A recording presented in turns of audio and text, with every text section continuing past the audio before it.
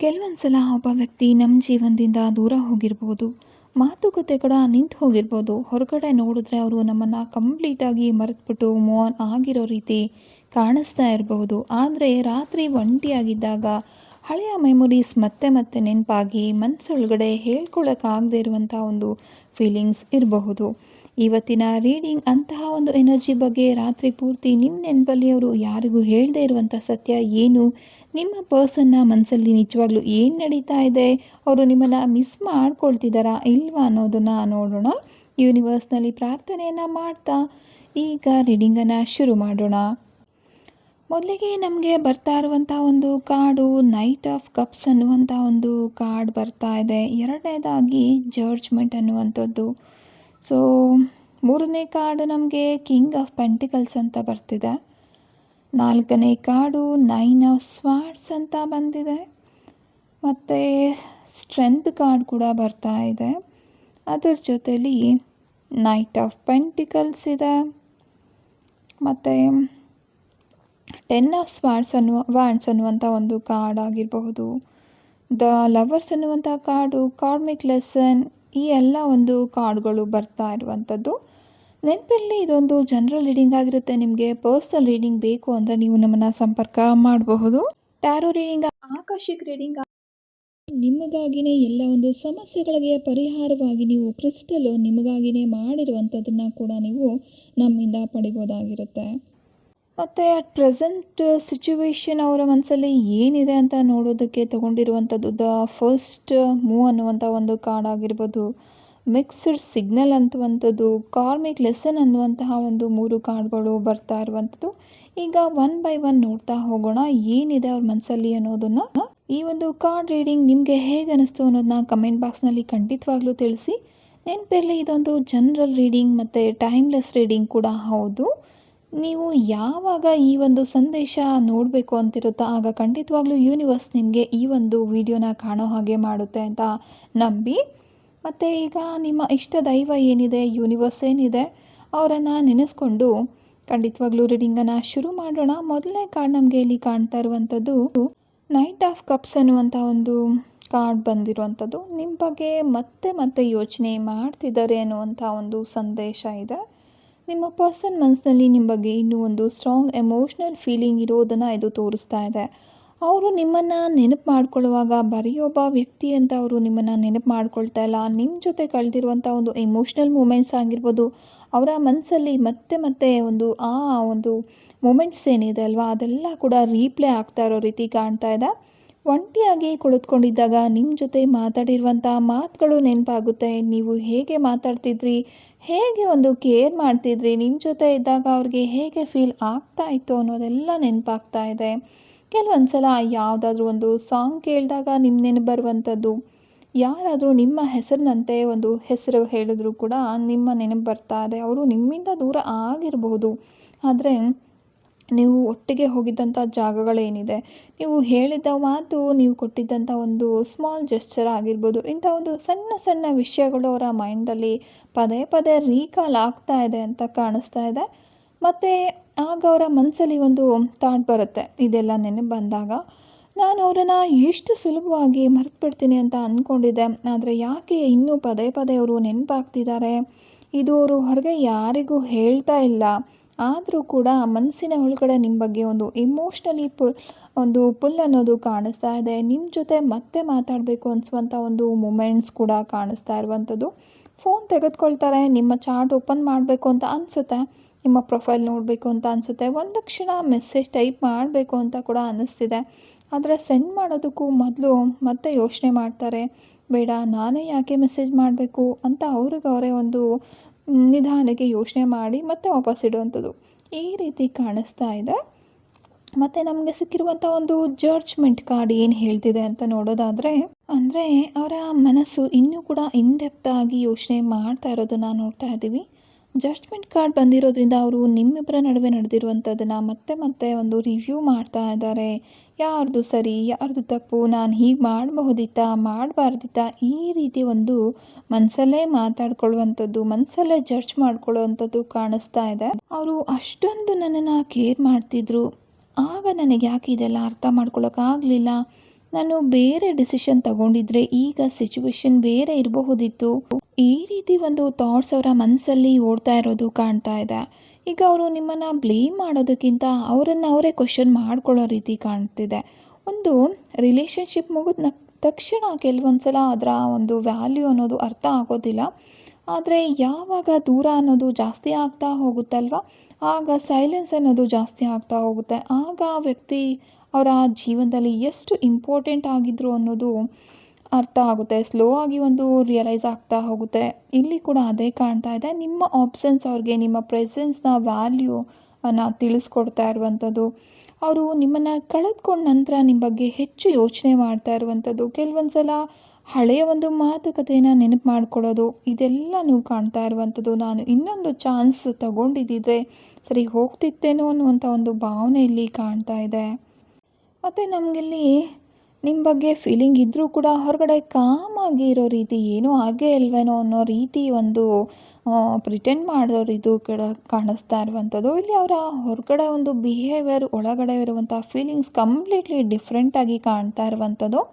ಇಲ್ಲಿ king of pentacles ಹೇಳ್ತಾ ಇರುವಂಥದ್ದು, ಹೊರಗಡೆ ನೋಡಿದ್ರೆ ತುಂಬ ನಾರ್ಮಲ್ ಆಗಿ ಕಾಣ್ತಾರೆ. ಬ್ಯುಸಿಯಾಗಿರೋ ರೀತಿ, ವರ್ಕ್ ಮಾಡ್ತಾ ಇರೋ ರೀತಿ, ತುಂಬ ಒಂದು ಜವಾಬ್ದಾರಿಗಳನ್ನು ತಗೊಂಡು ನೋಡ್ಕೊಳ್ಳೋ ರೀತಿ, ಈ ರೀತಿ ಎಲ್ಲ ಕಾಣಿಸ್ತಾ ಇರ್ಬೋದು. ಯಾರಿಗೂ ಕೂಡ ನಿಮ್ಮ ಬಗ್ಗೆ ಏನೂ ಹೇಳ್ಕೊಳ್ತಾ ಇಲ್ಲ. ಆದರೆ ಒಳಗಡೆ ನಿಮ್ಮ ಬಗ್ಗೆ ಒಂದು ಥಾಟ್ ಅನ್ನೋದು ಪ್ರೋಸೆಸ್ ನಡೀತಾನೆ ಇದೆ. ಅವರು ತಮ್ಮ ಎಮೋಷನ್ಸನ್ನು ಕಂಟ್ರೋಲ್ ಮಾಡ್ಕೊಳ್ಳೋದಕ್ಕೆ, ಪ್ರಾಕ್ಟಿಕಲ್ ಥಿಂಗ್ಸಲ್ಲಿ ಬ್ಯುಸಿ ಆಗಿರೋದಕ್ಕೆ ಇನ್ವಾಲ್ವ್ ಮಾಡ್ಕೊಳ್ತಾ ಇದ್ದಾರೆ ಅಷ್ಟೇ. ನನ್ನ ಲೈಫ್ ಮೇಲೆ ಫೋಕಸ್ ಮಾಡಬೇಕು, ಈ ವಿಷಯದ ಬಗ್ಗೆ ಮತ್ತೆ ಯೋಚನೆ ಮಾಡಬಾರ್ದು, ನಾನು ಸ್ಟ್ರಾಂಗ್ ಆಗಿರಬೇಕು ಅಂತ ಅವ್ರನ್ನ ಅವರೇ ಕನ್ವಿನ್ಸ್ ಮಾಡ್ಕೊಳ್ಳೋ ರೀತಿ ಕಾಣಿಸ್ತಾ ಇದೆ. ಆದರೆ ಮನಸ್ಸು ಮತ್ತೆ ಮತ್ತೆ ನಿಮ್ಮ ಕಡೆ ವಾಲ್ತಾ ಇರೋವಂಥದ್ದು, ಅವ್ರಿಗೆ ನಿಮಗೆ ಮೆಸೇಜ್ ಮಾಡುವಂಥ ಥಾಟ್ ಬಂದರೂ ಕೂಡ ಮಾಡದೇ ಇರುವಂಥದ್ದು, ಈ ರೀತಿ ಎಲ್ಲನೂ ಕಾಣ್ತಾ ಇರುವಂಥದ್ದು. ಅವರು ಎಲ್ಲನೂ ಕೂಡ ಈಗ ಏನೇನೆಲ್ಲ ಆಗಿದೆ ಅದನ್ನೆಲ್ಲ ಕ್ಯಾಲ್ಕುಲೇಟ್ ಮಾಡ್ತಾ ಇರುವಂಥ ರೀತಿ ಕಾಣ್ತಾ ಇರುವಂಥದ್ದು. ಅವರ ಹಾರ್ಟ್ ಒಂದು ಕಡೆ ಹೋಗ್ತಿದೆ, ಆದರೆ ಅವರ ಮೈಂಡ್ ಅವರನ್ನು ಮತ್ತೆ ಮತ್ತೆ ಹಿಂದೆ ಎಳೀತಾ ಇರೋದನ್ನು ನೋಡ್ತಾ ಇದ್ದೀವಿ. ಮತ್ತು ನಮಗೆ ಸಿಗ್ತಾ ಇರುವಂತಹ ಒಂದು ಕಾರ್ಡ್ ಏನಿದೆ, 9 ಆಫ್ ಸ್ವಾರ್ಡ್ಸ್ ಅನ್ನುವಂಥ ಒಂದು ಕಾರ್ಡ್ ಏನಿದೆ, ರಾತ್ರಿ ಒಂಟಿಯಾಗಿದ್ದಾಗ ನಿಮ್ಮ ನೆನಪು ಇನ್ನಷ್ಟು ಜಾಸ್ತಿ ಆಗ್ತಾ ಇರುವಂಥದ್ದನ್ನು ತೋರಿಸ್ತಾ ಇದೆ. ಈ ಕಾರ್ಡ್ ನಿಮ್ಮ ಒಂದು ಎನರ್ಜಿಗೆ ತುಂಬ ಸ್ಟ್ರಾಂಗಾಗಿ ಕನೆಕ್ಟ್ ಆಗ್ತಾ ಇರುವಂಥದ್ದು. ಅಂದರೆ ದಿನದಲ್ಲಿ ಅವರು ತಮ್ಮನ್ನು ತಾವು ಬ್ಯುಸಿಯಾಗಿ ಇಟ್ಕೊಳ್ಬೋದು, ಆದರೆ ರಾತ್ರಿ ಆದ ತಕ್ಷಣ ಎಲ್ಲ ಒಂದು ಡಿಸ್ಟ್ರಾಕ್ಷನ್ಸು ಕಡಿಮೆ ಆಗ್ತಾ ಹೋಗುತ್ತೆ. ಒಂಟಿ ಆಗ್ತಾರಲ್ವ, ಆಗ ಅವರ ಮೈಂಡ್ ಮತ್ತೆ ನಿಮ್ಮ ಕಡೆ ಎಳೀತಾ ಇರುವಂಥದ್ದು. ಸೊ ಸೋಷಿಯಲ್ ಮೀಡಿಯಾದಲ್ಲಿ ನಿಮ್ಮನ್ನು ಸ್ಟಾಕ್ ಮಾಡ್ತಾ ಇರುವಂಥದ್ದು, ಅವರ ಮೈಂಡ್ ಮತ್ತೆ ನಿಮ್ಮ ಕಡೆ ಬರ್ತಾ ಇದೆ, ನಿಮ್ಮ ಒಂದು ನೆನಪು ಅವರಿಗೆ ಕಾಡ್ತಿದೆ ಅನ್ನೋದನ್ನು ತೋರಿಸ್ತಾ ಇದೆ. ಆದರೆ ಮನಸ್ಸು ಬೇರೆಲ್ಲೋ ಕಡೆ ಇರುತ್ತೆ. ಒಂದು ಸಲ ನಿಮ್ಮ ಪ್ರೊಫೈಲನ್ನು ಓಪನ್ ಮಾಡುವಂಥದ್ದು, ಫೋಟೋ ನೋಡುವಂಥದ್ದು, ಈ ರೀತಿ ಎಲ್ಲ ಅವರು ಮಾಡ್ತಾ ಇದ್ದಾರೆ ಅನ್ನೋದು ಕಾಣ್ತಾ ಇರುವಂಥದ್ದು. ಈಗ ನನ್ನ ಬಗ್ಗೆ ಅವರು ಏನು ಯೋಚನೆ ಮಾಡ್ತಾ ಇರ್ಬೋದು ಅಂತ ಕೂಡ ಯೋಚನೆ ಮಾಡ್ತಿರೋದು. ಮತ್ತು ನಿಮ್ಮಿಬ್ಬರ ಒಂದು ಕನ್ವರ್ಸೇಷನ್ ಏನಿದೆ ಅಲ್ವಾ, ಚಾಟ್ ಆಗಿರ್ಬೋದು, ಇದೆಲ್ಲ ಪದೇ ಪದೇ ನೋಡ್ತಾ ಇರುವಂಥದ್ದು. ನಾನು ಈಗೋ ಬಿಟ್ಟು ಮಾತಾಡಿದರೆ ಸರಿ ಹೋಗುತ್ತಾ ಇದೆಲ್ಲ ಸಂಬಂಧ ಅಂತ ಯೋಚನೆ ಮಾಡ್ತಿದ್ದಾರೆ ಅಂತ ಕಾಣ್ತಿದೆ. ಅವರು ಎಲ್ಲ ಸಮಯದಲ್ಲೂ ಕೂಡ ಒಂಟಿಯಾಗಿದ್ದಾಗ ಸೊ ಎಮೋಷ್ನಲಿ ತುಂಬ ಬರ್ಡನ್ ಫೀಲ್ ಆಗ್ತಾ ಇದ್ದಾರೆ, ತುಂಬ ನೋವಲ್ಲಿದ್ದಾರೆ ಅನ್ನೋದು ಕಾಣ್ತಾ ಇದೆ. ಮುಂದೆ ನಮಗೆ ಸಿಗ್ತಾ ಇರುವಂಥದ್ದು ಸ್ಟ್ರೆಂತ್ ಅನ್ನುವ ಕಾರ್ಡು. ನಿಮ್ಮನ್ನು ಕಾಂಟ್ಯಾಕ್ಟ್ ಮಾಡಬೇಕು ಅಂತ ಅನಿಸಿದ್ರು ಅವರನ್ನು ಅವರು ತಡ್ಕೊಳ್ತಾ ಇರುವಂಥದ್ದು. ಕಾರ್ಡ್ ತುಂಬ ಕ್ಲಿಯರಾಗಿ ಒಂದು ವಿಷಯ ಹೇಳ್ತಾ ಇರೋದು ಏನಂದರೆ, ಅವ್ರಿಗೆ ನಿಮಗೆ ಮಾತಾಡಬೇಕು ನಿಮ್ಮ ಜೊತೆ ಅಂತ ಅನಿಸಿದ್ರು ಕೂಡ ಅವರು ತುಂಬ ಕಂಟ್ರೋಲ್ ಮಾಡ್ಕೊಳ್ತಾ ಇದ್ದಾರೆ. ಮೆಸೇಜ್ ಮಾಡಿಬಿಡೋಣ, ಫೋನ್ ಮಾಡಿಬಿಡೋಣ ಅಂತ ಅನಿಸಿದ್ರು ಬೇಡ, ಅವರೇ ಫೋನ್ ಮಾಡಲಿ, ನಾನು ಯಾಕೆ ಮಾಡಬೇಕು ಅನ್ನುವಂಥದ್ದು. ನಿಮ್ಮ ಸ್ಟೇಟಸನ್ನು ನೋಡ್ತಾರೆ, ನಿಮ್ಮ ಆನ್ಲೈನ್ ಆ್ಯಕ್ಟಿವಿಟಿನ ಕೂಡ ನೋಡ್ತಿದ್ದಾರೆ, ನೀವು ಏನಾದರೂ ಒಂದು ಪೋಸ್ಟ್ ಮಾಡೋದು ನೋಡೋದು, ಈ ರೀತಿ. ಆದರೆ ರಿಯಾಕ್ಷನ್ ಮಾತ್ರ ಕೊಡಬಾರ್ದು ಅನ್ನೋವಂಥ ಒಂದು ಸ್ಟ್ರಾಂಗಾಗಿ ಡಿಸೈಡ್ ಮಾಡಿರೋ ರೀತಿ ಕಾಣ್ತಿದೆ. ಅವರೊಳಗಡೆ ಒಂದು ಸೆಲ್ಫ್ ಕಂಟ್ರೋಲ್ ಏನಿದೆ ಅಲ್ವಾ, ನಾನು ಇಷ್ಟು ಈಸಿಯಾಗಿ ಹೋಗಿ ಮಾತಾಡಬಾರ್ದು, ನಾನು ಇನ್ನೂ ಕೇರ್ ಮಾಡ್ತೀನಿ ಅಂತ ಅವರಿಗೆ ಗೊತ್ತಾಗಬಾರ್ದು ಅಂತ ತಮ್ಮ ಎಮೋಷನ್ಸನ್ನು ಹೈಡ್ ಮಾಡೋ ರೀತಿ ಕಾಣಿಸ್ತಾ ಇರುವಂಥದ್ದು.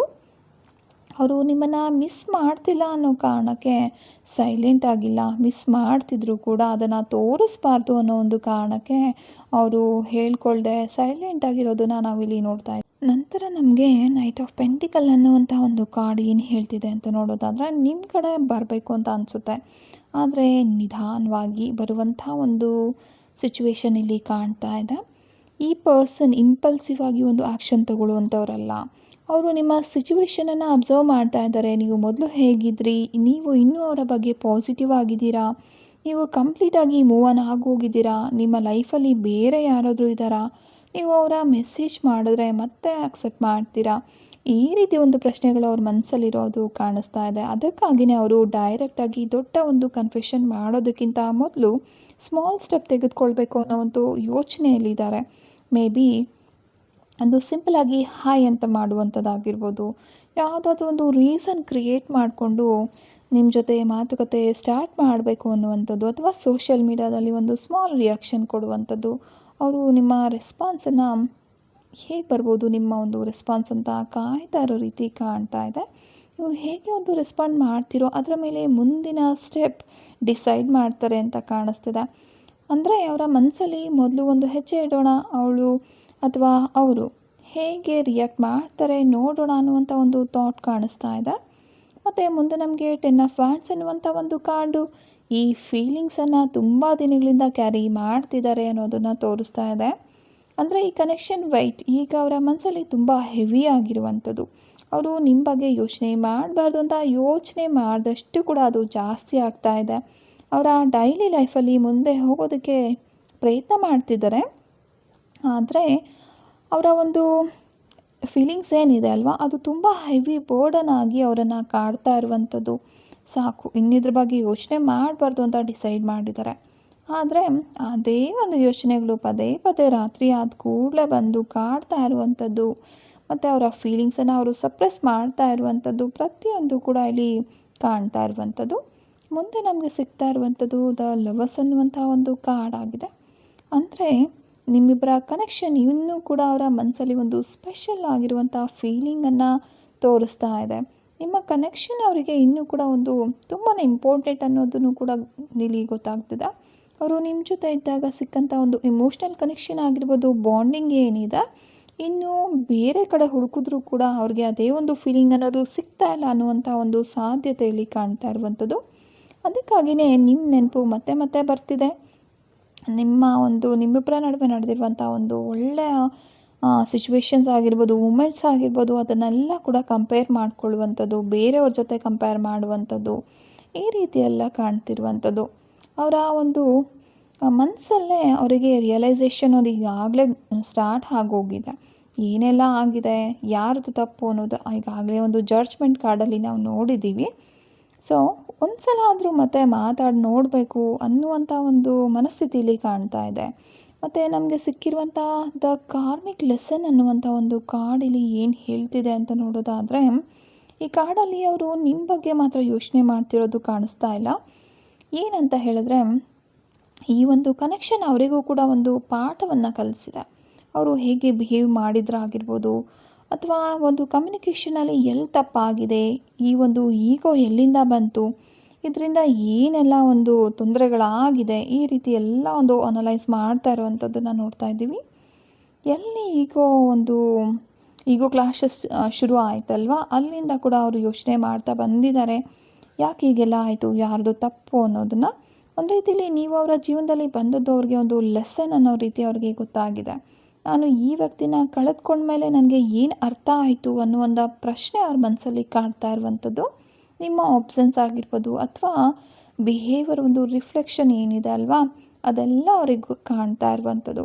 ಅದಕ್ಕಾಗಿಯೇ ನಿಮ್ಮ ನೆನಪು ಬಂದಾಗ ಕೇವಲ ಮಿಸ್ಸಿಂಗ್ ಫೀಲಿಂಗ್ ಮಾತ್ರ ಅಲ್ಲ, ರಿಗ್ರೆಟ್ ಅನ್ನೋದು ಅವ್ರ ಮನಸ್ಸಲ್ಲಿ ಕಾಡ್ತಾ ಇದೆ. ಮತ್ತು ಫಸ್ಟ್ ಮೂವ್ ಏನಿದೆ, ನಾನೇ ಮೊದಲು ಮಾತಾಡಬೇಕಾ, ಇದು ಅವರ ಮನಸ್ಸಲ್ಲಿರುವಂಥ ಒಂದು ಲಿಟ್ರಲಿ ಒಂದು ಇಂಟರ್ನಲ್ ಡಿಬೇಟ್ ಅಂತ ಹೇಳ್ಬೋದು. ನಾನು ಮೆಸೇಜ್ ಮಾಡಬೇಕಾ, ಫೋನ್ ತೆಗೆದುಕೊಳ್ಳುವಂಥದ್ದು, ಚಾಟ್ ಓಪನ್ ಮಾಡುವಂಥದ್ದು, ಈ ರೀತಿ ಎಲ್ಲ ಟೈಪ್ ಮಾಡೋದು, ಮತ್ತೆ ಡಿಲೀಟ್ ಮಾಡೋದು, ಈ ರೀತಿ ಕಾಣ್ತಾ ಇದೆ. ಸ್ವಲ್ಪ ಒಂದು ಟೈಮ್ ನಂತರ ಮತ್ತೆ ನಿಮ್ಮ ಪ್ರೊಫೈಲ್ ನೋಡೋದು, ಅವರ ಕರೆಂಟ್ ಎಮೋಷ್ನಲ್ ಪ್ಯಾಟ್ರನ್ ಆಗಿ ಇದು ಕಾಣ್ತಾ ಇರುವಂಥದ್ದು. ಅವರು ಕಂಪ್ಲೀಟ್ಲಿ ಡಿಸ್ಕನೆಕ್ಟೆಡ್ ಆಗಿದ್ದರೆ ಇಷ್ಟು ಇಂಟರ್ನಲ್ ಸ್ಟ್ರಗಲ್ ಖಂಡಿತವಾಗ್ಲೂ ಇರೋದಿಲ್ಲ. ಇಲ್ಲಿ ಫಸ್ಟ್ ಮೂವ್ ಮಾಡುವಂಥ ಥಾಟ್ ಇದೆ, ಆದರೆ ಅದನ್ನು ಹೇಗೆ ಮಾಡಬೇಕು, ಯಾವ ಸಮಯದಲ್ಲಿ ಮಾಡಬೇಕು, ನೀವು ಹೇಗೆ ರಿಯಾಕ್ಟ್ ಮಾಡ್ತೀರಾ ಅನ್ನೋದ್ರ ಬಗ್ಗೆ ತುಂಬ ಯೋಚನೆ ಮಾಡ್ತಿದ್ದಾರೆ. ಅವ್ರಿಗೆ ದೊಡ್ಡ ಒಂದು ಕನ್ಫೆಷನ್ಗಿಂತ ಮೊದಲು ಒಂದು ಸ್ಮಾಲ್ ಓಪನಿಂಗ್, ಸ್ಮಾಲ್ ಸ್ಟಾರ್ಟ್ ಅನ್ನೋದು ಬೇಕು ಅನ್ನೋದಕ್ಕೋಸ್ಕರ ವೆಯ್ಟ್ ಮಾಡ್ತಾ ಇರೋ ರೀತಿ ಕಾಣ್ತಾ ಇದೆ. ಇಲ್ಲಿ ಕೊನೆಯದಾಗಿ ಬಂದಿರುವಂತಹ ಒಂದು ಮಿಕ್ಸ್ಡ್ ಸಿಗ್ನಲ್ಸ್ ಅನ್ನುವಂಥ ಒಂದು ಕಾರ್ಡ್ ಏನಿದೆ, ಅದಕ್ಕೆ ನಿಮಗೆ ಅವರ ಬಿಹೇವಿಯರ್ ಅನ್ನೋದು ಅರ್ಥ ಆಗ್ತಿಲ್ಲ ಅನ್ನೋದನ್ನು ಇಲ್ಲಿ ತೋರಿಸ್ತಾ ಇರುವಂಥದ್ದು. ಇದು ತುಂಬಾ ಇಂಪಾರ್ಟೆಂಟ್ ಆಗಿರೋ ಒಂದು ಫೈನಲ್ ಕಾರ್ಡ್ ಆಗಿದೆ. ಅವರು ನಿಮ್ಮನ್ನು ಮಿಸ್ ಮಾಡ್ಕೊಳ್ತಿದ್ದಾರೆ, ನಿಮ್ಮ ಬಗ್ಗೆ ಯೋಚನೆ ಮಾಡ್ತಿದ್ದಾರೆ, ನಿಮ್ಮ ಜೊತೆ ಮಾತಾಡಬೇಕು ಅಂತ ಕೂಡ ಅನ್ನಿಸ್ತಿದೆ. ಆದರೆ ಅದೇ ಟೈಮಲ್ಲಿ ತಮ್ಮ ಫೀಲಿಂಗ್ಸ್ ಬಗ್ಗೆ ಅವರೇ ಭಯಪಡ್ತಿದ್ದಾರೆ. ಆದ್ದರಿಂದ ಒಂದು ದಿನ ಅವರು ನಿಮ್ಮ ಕಡೆ ಬರಬಹುದು, ಮತ್ತೆ ಒಂದು ದಿನ ಸೈಲೆಂಟ್ ಆಗುವಂಥದ್ದು. ಸೊ ನಿಮ್ಮ ಬಗ್ಗೆ ಒಂದು ಅಟೆನ್ಷನ್ ಪಡೆಯೋದಕ್ಕೆ ಟ್ರೈ ಮಾಡ್ತಿದ್ದಾರೆ ನಿಮ್ಮ ಹತ್ರ. ಮತ್ತು ನಿಮ್ಮ ಡಿಸ್ಟೆನ್ಸ್, ನಿಮ್ಮಿಬ್ಬರ ಮಧ್ಯೆ ಇರುವಂಥ ಒಂದು ಡಿಸ್ಟೆನ್ಸನ್ನು ಮೇಂಟೈನ್ ಮಾಡೋದು. ನಿಮಗೆ ಇವರಿಗೆ ನಿಜವಾಗ್ಲೂ ನನ್ನ ಮೇಲೆ ಫೀಲಿಂಗ್ಸ್ ಇದೆಯೋ ಇಲ್ವೋ ಅನ್ನೋ ರೀತಿ ಒಂದು ಕನ್ಫ್ಯೂಷನನ್ನು ಕ್ರಿಯೇಟ್ ಮಾಡ್ತಿದ್ದಾರೆ. ಆದರೆ ಅವರೊಳಗಡೆ ನಡೆದಿರೋದು ಇದೇನೆ, ಅವರು ಬೇಕು ಆದರೆ ಮತ್ತೆ ಹಾರ್ಟ್ ಆಗೋದಕ್ಕೆ ನಾನು ರೆಡಿ ಇದ್ದೀನಾ, ನಾನು ಮುಂದೆ ಹೋದರೆ ಏನಾಗುತ್ತೋ ಏನೋ, ಅವರು ನನ್ನನ್ನು ಅಕ್ಸೆಪ್ಟ್ ಮಾಡ್ತಾರಾ, ನಾನು ಮತ್ತೆ ರಿಜೆಕ್ಷನನ್ನು ಫೇಸ್ ಮಾಡಬೇಕಾಗುತ್ತಾ, ಈ ಒಂದು ಭಯ ಅವರ ಆ್ಯಕ್ಷನನ್ನು ಒಂದು ಇನ್ಕನ್ಸಿಸ್ಟೆಂಟಾಗಿ ಮಾಡ್ತಾ ಇರೋದನ್ನು ನೋಡ್ತಾ ಇದ್ದೀವಿ. ಈ ಒಂದು ಎಂಟೈರ್ ರೀಡಿಂಗಲ್ಲಿ ನೋಡುವಂಥದ್ದಾದರೆ, ನಿಮ್ಮ ಪರ್ಸನ್ ನಿಮ್ಮನ್ನು ಕಂಪ್ಲೀಟ್ಲಿ ಮರೆತು ಮುಂದೆ ಹೋಗಿದ್ದಾರೆ ಅನ್ನೋ ಎನರ್ಜಿ ಇಲ್ಲಿ ಕಾಣ್ತಾ ಇಲ್ಲ. ಅವರು ತಮ್ಮ ಲೈಫಲ್ಲಿ ಬ್ಯುಸಿ ಆಗಿರೋ ರೀತಿ ಕಾಣ್ತಾ ಇದೆ, ಕಾಮ್ ಆಗಿರೋ ರೀತಿ ತೋರಿಸ್ಕೊಳ್ತಿದ್ದಾರೆ, ಏನೂ ಆಗಿಲ್ಲ ಅನ್ನೋ ರೀತಿ ಬಿಹೇವ್ ಮಾಡ್ತಾ ಇರುವಂಥದ್ದು. ಆದರೆ ಒಂಟಿಯಾಗಿದ್ದಾಗ ಮಾತ್ರ ನಿಮ್ಮ ನೆನಪು ಅವರನ್ನು ತುಂಬಾ ಕಾಡ್ತಾ ಇರುವಂಥದ್ದು. ಮತ್ತು ನಿಮ್ಮ ಜೊತೆ ಕಳೆದಿರುವಂಥ ಒಂದು ಮೂಮೆಂಟ್ಸ್ ಅನ್ನೋದು ನೆನಪಾಗೋದು, ಇದೆಲ್ಲ ಕೂಡ ಒಂದು ಹಳೆಯ ಕನ್ವರ್ಸೇಷನ್ ಮೈಂಡಲ್ಲಿ ರಿಪ್ಲೇ ಆಗ್ತಾ ಇರುವಂಥದ್ದು. ಇದೆಲ್ಲ ನಾನು ಅಂದ್ಕೊಂಡಿದ್ದೆ ಬೇರೆ ರೀತಿಯಲ್ಲಿ, ಆದರೆ ನಡ್ಕೊಳ್ತಾ ಇರೋದೇ ಬೇರೆ ರೀತಿಯಲ್ಲಿ ಅನ್ನೋವಂಥ ಒಂದು ರಿಗ್ರೆಟ್ ಅನ್ನೋದು ಅವ್ರ ಮನಸ್ಸಲ್ಲಿ ಕಾಡ್ತಾ ಇದೆ. ನಿಮ್ಮಿಬ್ಬರ ಒಂದು ಚಾಟ್ ನೋಡಬೇಕು ಅಂತ ಅನಿಸುತ್ತೆ, ಫೋನ್ ಚೆಕ್ ಮಾಡ್ತಾರೆ, ನೀವೇನಾದರೂ ಮೆಸೇಜ್ ಮಾಡಿರ್ಬೋದಾ ಅಥವಾ ರಿಪ್ಲೈ ಮಾಡಿರ್ಬೋದಾ ಸ್ಟೇಟಸ್ಗೆ, ಈ ರೀತಿ ಎಲ್ಲನೂ ಕೂಡ. ಸೊ ಆದರೆ ಈಗೋ ಅನ್ನೋದು ಏನಿದೆ ಅಲ್ವಾ, ಅದು ತುಂಬಾ ಅವರನ್ನು ತಡಿತಾ ಇರುವಂಥದ್ದು. ಸೊ ಇದೆಲ್ಲ ಕಾಣ್ತಾ ಇರುವಂಥದ್ದು. ಈ ರಿಯಲೈಸೇಷನ್ ಅನ್ನೋದು ಮಾತ್ರ ಅವ್ರ ಮನಸ್ಸಲ್ಲಿ ಬಂದಿದೆ ಅನ್ನೋದನ್ನು ನಾವು ನೋಡಬಹುದು. ನಾನು ಈ ವ್ಯಕ್ತಿನ ಕಳೆದುಕೊಂಡ ಮೇಲೆ ಇವರ ವ್ಯಾಲ್ಯೂ ನನಗೆ ಇನ್ನಷ್ಟು ಅರ್ಥ ಆಗಿದೆ ಅನ್ನುವಂಥ ಒಂದು ಫೀಲಿಂಗ್ ಕಾಣ್ತಾ ಇರುವಂಥದ್ದು. ಅದಕ್ಕಾಗಿಯೇ ಈ ರೀಡಿಂಗಲ್ಲಿ ದ ಫಸ್ಟ್ ಮೂವ್ ಅನ್ನುವಂಥದ್ದು ಕಾಣ್ತಾ ಇರುವಂಥದ್ದು. ಅವರು ನಿಮ್ಮ ಕಡೆ ಬರಬೇಕು ಅಂತ ಅನಿಸಿರ್ಬೋದು, ಆದರೆ ಮಿಕ್ಸ್ಡ್ ಸಿಗ್ನಲ್ಸ್ ಇಲ್ಲಿ ಏನು ಹೇಳ್ತಾ ಇದೆ ಅಂತ ನೋಡೋದಾದರೆ, ಅವರ ಮೈಂಡ್ ಇನ್ನೂ ಒಂದು ಕಂಪ್ಲೀಟ್ಲಿ ಕ್ಲಿಯರ್ ಆಗಿಲ್ಲ ಅನ್ನೋದನ್ನು ಇಲ್ಲಿ ಹೇಳ್ತಾ ಇರುವಂಥದ್ದು. ಸೊ ಫೈನಲಿ ನೋಡೋದಾದರೆ, ನಿಮ್ಮ ಪರ್ಸನ್ ಮನಸ್ಸಲ್ಲಿ ನಿಮ್ಮ ಬಗ್ಗೆ ಒಂದು ಫೀಲಿಂಗ್ಸ್, ಮೆಮೊರೀಸ್ ಮತ್ತು ಹೇಳೋಕ್ಕಾಗದೇ ಇರುವಂಥ ಎಮೋಷನ್ಸ್ ಇನ್ನೂ ಉಳ್ಕೊಂಡಿರುವಂಥದ್ದು. ಅವರು ಹೊರಗಡೆ ಏನನ್ನೋ ತೋರಿಸ್ಕೊಂಡ್ರೂ ಕೂಡ, ಹೇಳ್ಕೊಳ್ದೇ ಇದ್ದರೂ ಕೂಡ, ಒಂಟಿಯಾಗಿರುವಾಗ ನಿಮ್ಮ ಬಗ್ಗೆ ಯೋಚನೆ ಮಾಡುವಂಥದ್ದು ಎಲ್ಲನೂ ಕಾಣ್ತಾ ಇದೆ. ಆದರೆ ಮಿಕ್ಸ್ಡ್ ಸಿಗ್ನಲ್ಸ್ ಬಂದಿರೋದು ಏನು ಹೇಳ್ತಿದೆ ಅಂದರೆ, ಅವರ ವರ್ಡ್ಸ್ಗಿಂತ ಆ್ಯಕ್ಷನನ್ನು ಗಮನಿಸೋದು ಮುಖ್ಯ ಅಂತ. ಅವರು ನಿಜವಾಗ್ಲೂ ನಿಮ್ಮ ಜೀವನಕ್ಕೆ ವಾಪಸ್ ಬರಬೇಕು ಅನ್ನುವಂಥದ್ದಿದ್ದರೆ, ಅದನ್ನು ಕನ್ಸಿಸ್ಟೆಂಟ್ ಎಫರ್ಟ್ ಮತ್ತು ಕ್ಲಿಯರ್ ಕಮ್ಯುನಿಕೇಷನ್ ಮೂಲಕ ಅವರು ತೋರಿಸ್ಕೊಳ್ಬೇಕಾಗುತ್ತಾ. ಈ ರೀಡಿಂಗ್ ನಿಮ್ಮ ಸಿಚುವೇಶನ್ಗೆ ಖಂಡಿತವಾಗ್ಲೂ ರೆಸನೇಟ್ ಆಗಿದ್ದರೆ ಕಮೆಂಟ್ನಲ್ಲಿ ನಮಗೆ ತಿಳಿಸಬಹುದು. ನಿಮ್ಮ ಸಿಚುವೇಶನ್ಗೆ ಮ್ಯಾಚ್ ಆಗಿಲ್ಲ ಅಂದರೆ ಅದನ್ನ ಸಿಂಪ್ಲಿ ರಿಲೀಸ್ ಮಾಡಿ. ಪ್ರತಿಯೊಂದು ಮೆಸೇಜ್ ಎಲ್ಲರಿಗೂ ಕೂಡ ಅನ್ವಯ ಆಗಬೇಕು ಅಂತ ಅಲ್ವಾ. ಸೊ ಈ ಒಂದು ರೀಡಿಂಗ್ ನಿಮಗೆ ಇಷ್ಟ ಆಗಿದ್ರೆ ಲೈಕ್ ಮಾಡಿ. ನಿಮ್ಮ ಸಿಚುವೇಶನ್ನಲ್ಲಿರುವಂಥ ಯಾರಿಗಾದರೂ ಕೂಡ ಇದು ರೆಸನೇಟ್ ಆಗಬೇಕು ಅಂತ ಅನಿಸಿದರೆ, ಆಗ್ತಾ ಇದೆ ಅಂತ ಅನಿಸಿದರೆ ಅವರ ಜೊತೆ ಶೇರ್ ಮಾಡಿ. ನಮ್ಮ ಚಾನಲ್ಗೆ ನೀವೇನಾದರೂ ಹೊಸದಾಗಿ ವಿಡಿಯೋಸ್ ನೋಡ್ತಾ ಇದ್ದರೆ ಚಾನಲಲ್ಲಿ ಖಂಡಿತವಾಗ್ಲೂ ಚಾನಲನ್ನು ಸಬ್ಸ್ಕ್ರೈಬ್ ಮಾಡಿ. ಹಾಗೆ ಪಕ್ಕದಲ್ಲಿರುವಂಥ ಒಂದು ಬೆಲ್ ಐಕನನ್ನು ಪ್ರೆಸ್ ಮಾಡಿ.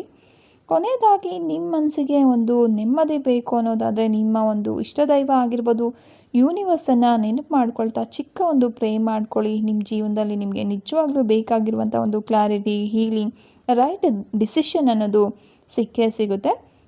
ಯಾರಿಗೆಲ್ಲ ಒಂದು ಪರ್ಸ್ನಲ್ ಟ್ಯಾರೋ ರೀಡಿಂಗ್ ಬೇಕಾಗಿದೆ, ಆಕಾಶಿಕ್ ರೀಡಿಂಗ್ ಬೇಕಾಗಿದೆ, ಅಥವಾ ಯಾವುದಾದ್ರೂ ಒಂದು ಸಮಸ್ಯೆಯಿಂದ ನೀವು ಬಳಲ್ತಾ ಇದ್ದೀರಾ ಅಂದ್ಕೊಳ್ಳಿ, ಪದೇ ಪದೇ ಒಂದು ರಿಲೇಷನ್ಶಿಪ್ ಇಶ್ಯೂಸ್ ಬರ್ತಾ ಇದೆ, ಒಂದು ಹಣಕಾಸಿನ ತೊಂದರೆ ಬರ್ತಾ ಇದೆ, ಈ ಏನೆಲ್ಲ ಒಂದು ತೊಂದರೆ ಪದೇ ಪದೇ, ಅಥವಾ ಈಗಾಗಲೇ ನೀವು ಅದರ ಒಂದು ಸಮಸ್ಯೆಗಳಿಂದ ತುಂಬ ಕಷ್ಟಪಟ್ಟಿರ್ಬೋದು. ಆ ಎಲ್ಲ ಸಮಸ್ಯೆಗಳಿಗೂ ಕೂಡ ನೀವು ಒಂದು ಸಿಜಿಲ್ ಮ್ಯಾಜಿಕಲ್ ಆಗಿರಬಹುದು ಅಥವಾ ಉಲ್ಫ್ ಮ್ಯಾಜಿಕಲ್ ಆಗಿರ್ಬೋದು, ಕಸ್ಟಮೈಸ್ಡ್ ಕ್ರಿಸ್ಟಲ್ ಮೂಲಕ ಕೂಡ ನೀವು ಪರಿಹಾರಗಳನ್ನು ಪಡ್ಕೋಬೋದು. ಯಾರಿಗೆ ಏನು ತೊಂದರೆ ಇದೆ, ಅವರಿಗೆ ಯಾವ ರೀತಿ ಪರಿಹಾರ ಬೇಕು ಅನ್ನೋದನ್ನು ನಮ್ಮನ್ನು ಕಾಂಟ್ಯಾಕ್ಟ್ ಮಾಡಿದ್ರೆ ನಾವು ಖಂಡಿತವಾಗ್ಲೂ ಸಜೆಸ್ಟ್ ಮಾಡ್ತೇವೆ. ಇನ್ನೊಂದು ಕೆಲವೊಂದು ಸಲ ಏನಾಗುತ್ತೆ ಅಂದರೆ, ನಿಮ್ಮ ಜಾತಕದಲ್ಲಿ ಗ್ರಹ ದೋಷಗಳಂತ ಇರುತ್ತೆ. ಅಂದರೆ ನೀವು ಈಗಾಗಲೇ ಕೇಳಿರ್ತೀರ ತುಂಬ ಸಲ ಪಿತೃದೋಷ ಆಗಿರ್ಬೋದು, ಈ ರೀತಿ ಒಂದು ಸ್ತ್ರೀ ಶಾಪಗಳಾಗಿರಬಹುದು, ಮತ್ತು ಮಂಗಳ ದೋಷ ಆಗಿರ್ಬೋದು, ಈ ರೀತಿ ತುಂಬ ದೋಷಗಳಿರುತ್ತೆ. ಕಾಲಸರ್ಪ ದೋಷ ಇದೆಲ್ಲದಕ್ಕೂ ಕೂಡ ಒಂದು ಸಣ್ಣ ಸಣ್ಣ ರೆಮಿಡಿಗಳನ್ನು ನಾವು ಸಜೆಸ್ಟ್ ಮಾಡ್ತೇವೆ. ನಿಮಗೆ ಏನಾದರೂ ಆ ರೀತಿ ದೋಷಗಳಿದೆ ಅಂತ ಅನಿಸಿದ್ರೆ ನಮ್ಮನ್ನು ಕಾಂಟ್ಯಾಕ್ಟ್ ಮಾಡಬಹುದು. ಇನ್ನು ಕೆಲವರು ಹುಟ್ಟಿದಾಗ್ಲಿಂದನೇ ಒಂದು ಕಾರ್ಮಿಕ್ ನಂಬರಲ್ಲಿ ಹುಟ್ಟಿರ್ತಾರೆ. 13 ಮತ್ತು 14 ಡೇಟಲ್ಲಿ ಹುಟ್ಟಿರುವಂಥವ್ರು, 16ಅಲ್ಲಿ 19ಅಲ್ಲಿ ಇವರೆಲ್ಲ ಯಾರು ಹುಟ್ಟಿರ್ತಾರಲ್ವ ಅವರೆಲ್ಲ ಕೂಡ ಒಂದು ಕಾರ್ಮಿಕ್ ಡೇಟಲ್ಲಿ ಹುಟ್ಟಿರ್ತಾರೆ. ಅಷ್ಟೇ ಅಲ್ಲದೆ ಅವ್ರ ಹೆಸರಲ್ಲಿ ಆಗಿರ್ಬೋದು, ಅವರ ಒಂದು ಡೇಟ್ ಆಫ್ ಬರ್ತ್ ಪೂರ್ತಿಯಾಗಿ ನಾವು ಕ್ಯಾಲ್ಕುಲೇಟ್ ಮಾಡಿದಾಗ ಆಗಿರ್ಬೋದು, ಈ ರೀತಿ ಒಂದು ಕಾರ್ಮಿಕ್ ನಂಬರ್ ಅನ್ನೋದು ಬರುತ್ತೆ. ಯಾವಾಗ ಈ ರೀತಿ ಕಾರ್ಮಿಕ್ ನಂಬರಲ್ಲಿ ಅವರು ಹುಟ್ಟಿರ್ತಾರಲ್ವ ಅವರಿಗೆ ಏನಾಗುತ್ತೆ ಅಂದರೆ, ಹುಟ್ಟಿದಾಗಲಿಂದ ನನಗೆ ಯಾರೂ ಕೂಡ ಸಹಾಯ ಮಾಡ್ತಿಲ್ಲ, ಸಣ್ಣವರಿದ್ದಾಗಲಿಂದ ಅವರು ಫೀಲ್ ಆಗಿರ್ತಾರೆ. ನಾನು ಸಣ್ಣವರಿದ್ದಾಗಿಂದ ಕೂಡ ನನಗೆ ಯಾರೂ ಕೂಡ ಪ್ರೀತಿ ತೋರಿಸೇ ಇಲ್ಲ, ಯಾರೂ ನನಗೆ ಸಹಾಯ ಮಾಡಿಲ್ಲ ಇದುವರೆಗೂ, ಏನೇ ಮಾಡೋದಕ್ಕೆ ಹೋದರೂ ನನಗೆ ಯಾವುದೂ ಕೂಡ ಒಳ್ಳೆಯದಾಗಿಲ್ಲ. ಈ ರೀತಿ ಎಲ್ಲ ನೀವು ಯೋಚನೆ ಮಾಡ್ತಿದ್ರೆ ಖಂಡಿತವಾಗ್ಲೂ ಇದೆಲ್ಲ ಕೂಡ ಒಂದು ಕಾರ್ಮಿಕ್ ಡೆಪ್ಟನ್ನು ಯಾರು ಕ್ಯಾರಿ ಮಾಡ್ತಾ ಇರ್ತಾರಲ್ವ, ಅಂದರೆ ಹಿಂದಿನ ಜನ್ಮಗಳಿಗೆ ಸಂಬಂಧಪಟ್ಟಿರುವಂಥ ಒಂದು ಕರ್ಮಗಳನ್ನು ಕ್ಯಾರಿ ಮಾಡುವಂಥದ್ದು, ಅಥವಾ ನಿಮ್ಮ ಮನೆತನಗಳಿಂದ ಏನಾದರೂ ಒಂದು ಈ ರೀತಿ ಕರ್ಮಗಳಿದ್ದರೆ ಎಲ್ಲದನ್ನು ಕೂಡ ನೀವು ಕ್ಯಾರಿ ಮಾಡ್ತಿರ್ತೀರ. ಹಾಗಾಗಿನೇ ನಿಮಗೆ ಈ ರೀತಿ ಯಾವುದೇ ಒಂದು ಸಹಾಯ ಸಿಕ್ಕಿದ್ರೂ ಕೂಡ ಅದೇನೋ ಹೇಳ್ತಾರಲ್ವ, ಕೈಗೆ ಬಂದಿರುವಂಥ ತುತ್ತು ಬಾಯಿಗೆ ಬರೋದಿಲ್ಲ ಅಂತ. ಈ ರೀತಿ ಎಲ್ಲ ತೊಂದರೆಗಳು ನಿಮ್ಮನ್ನು ಕಾಡ್ತಾ ಹೋಗುತ್ತೆ. ಸೊ ಇದೆಲ್ಲದಕ್ಕೂ ಪರಿಹಾರ ನಾವು ಏನು ಮಾಡ್ಬೋದು, ಇಷ್ಟೆಲ್ಲ ಕಷ್ಟಪಡ್ತಿದ್ದೀನಿ ಅಂತ ನೀವು ಯೋಚನೆ ಮಾಡ್ತಿದ್ರೆ ಖಂಡಿತವಾಗ್ಲೂ ನೀವು ಆಕಾಶಿಕ್ ರೀಡಿಂಗಲ್ಲಿ ಇದಕ್ಕೆ ಒಂದು ಪರಿಹಾರವನ್ನು ಪಡಿಬೋದಾಗಿರುತ್ತೆ. ಇಲ್ಲ ನನಗೆ ಅಷ್ಟೆಲ್ಲ ಸಾಧ್ಯ ಇಲ್ಲ ಅನ್ನೋದಾದರೆ ಖಂಡಿತವಾಗ್ಲೂ ಹೋಪನೋಪನೋ ಪ್ರೇ ಮಾಡ್ತಾ ಹೋಗಿ ಪ್ರತಿದಿನವೂ. ಅದು ಕೂಡ ನಿಮ್ಮಲ್ಲಿರುವಂಥ ಒಂದು ಏನು ತೊಂದರೆಗಳಿದೆ ಅಲ್ವಾ ಅದನ್ನು ರಿಮೂವ್ ಮಾಡೋದಕ್ಕೆ ತುಂಬಾ ಸಹಾಯ ಮಾಡುತ್ತೆ. ಇದುವರೆಗೂ ವಿಡಿಯೋ ನೋಡಿದ ನಿಮ್ಮೆಲ್ಲರಿಗೂ ಧನ್ಯವಾದಗಳು. ಮತ್ತೆ ಸಿಗೋಣ ಮತ್ತಷ್ಟು ಇಂಟ್ರೆಸ್ಟಿಂಗ್ ಆಗಿರೋ ವಿಡಿಯೋ ಜೊತೆ. Thanks for watching.